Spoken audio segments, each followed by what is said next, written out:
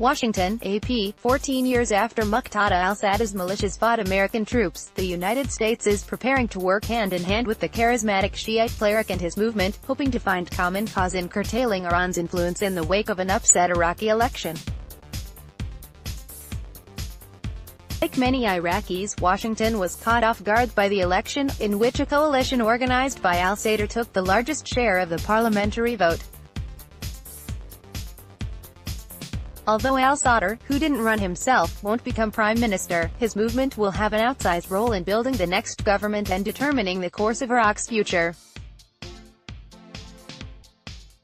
Can the U.S. really set aside the past and embrace a cleric whose mighty army killed U.S. and Iraqi troops and was accused of kidnapping, torturing and killing Sunni Iraqis? The tentative answer is yes. U.S. officials involved in Iraq policy said President Donald Trump's administration was cautiously optimistic that al-Sadr, having evolved over the years into a populist, corruption-fighting leader, could herald the formation of a broad-based and inclusive government that tolerates a continuing American presence in the country. Al-Sadr has turned away from his previous alignment with Iran. U.S. officials believe that will make it more difficult for Tehran to install an Iran-friendly government in Baghdad. The officials weren't authorized to discuss Iraq's election publicly and spoke to the Associated Press on condition of anonymity. Zalmay Khalilzad, the former U.S. ambassador to Iraq, said recent public messages from al-Sadr bode positively for U.S. interests, such as finishing off the Islamic State group, a common enemy of the U.S. and al-Sadr's militia. In addition to vowing to respect Iraq's constitution, al-Sadr has emphasized Iraqi sovereignty and the need for a balanced foreign policy that limits Iran's influence, as well as his ability to work with secularists and liberals such as Iraq's Communist Party. If he practices what he says, if a former adversary embraces your objectives, one should respond to that, but be cautious until you see changes on the ground, Khalilzad said.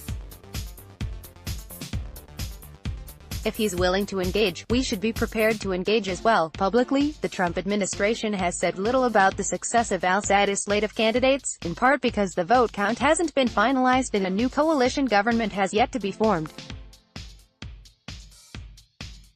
State Department spokeswoman Heather Nauert said she didn't want to get ahead of the process and presume how things are going to look in the end. The overarching theme right now is congratulations to Iraq for holding democratic and free elections, Nauert said. In its limited comments, the State Department has also dropped buzzwords that signal tacit acceptance of al-Sadr and his agenda, voicing U.S.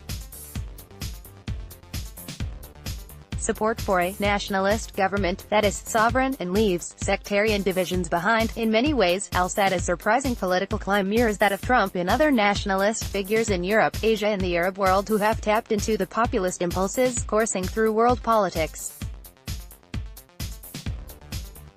In fact, even before this week's vote, some Iraqis had drawn their own comparisons between al-Sadr and Trump.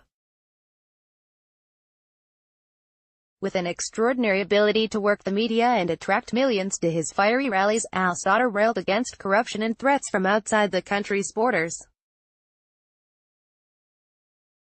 He capitalized on his outsider status and led his coalition to electoral success in a low-turnout election, securing support beyond his traditional Shiite base by allying with secularists and Iraq's Communist Party.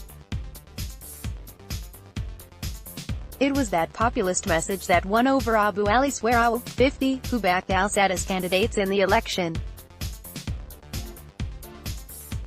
He blamed Iraq's current government for failing to provide basic services like healthcare, employment, trash collection and affordable education. If it were not for Sadr, we would not finish off these corrupt politicians, he said, adding that al-Sadr would form a new government, and God willing, we will see good results. For al-Sadr, it's a striking about-face from 2003, when he led a bloody uprising against American and coalition forces in Iraq.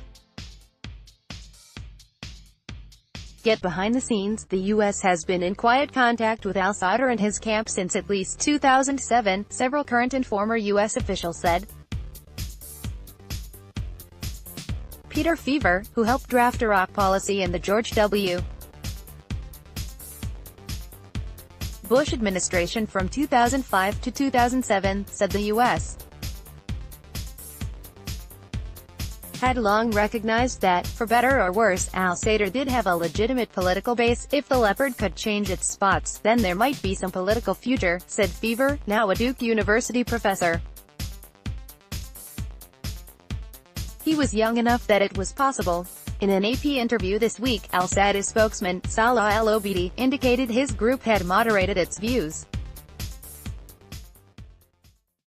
He pointed out that the incumbent Prime Minister, Haidar al-Abadi, nurtured military and diplomatic ties with Washington during his 4 years in office. We did not have any problems with that, al-Obeidi said. The election comes as the Trump administration is keenly focused on opposing Iran and preventing what the U.S. sees as the Shiite-led nation's malign influence in the Arab world. Underscoring that concern, Qasem Soleimani, the head of Iran's elite Quds force, was in Baghdad this week talking with politicians about the formation of a new coalition government. Al-Sadr once sought refuge in Iran when the U.S. was looking to capture him. But more recently he has reached out to Iranian adversaries like Saudi Arabia and the United Arab Emirates. Even meeting with Saudi Crown Prince Mohammed bin Salman last year, Associated Press writers Philip Issa, Qasim Abdul-Zahra and Susanna George in Baghdad contributed to this report. Reach Josh Lederman on Twitter at http://twitter.com/JoshLedermanApp.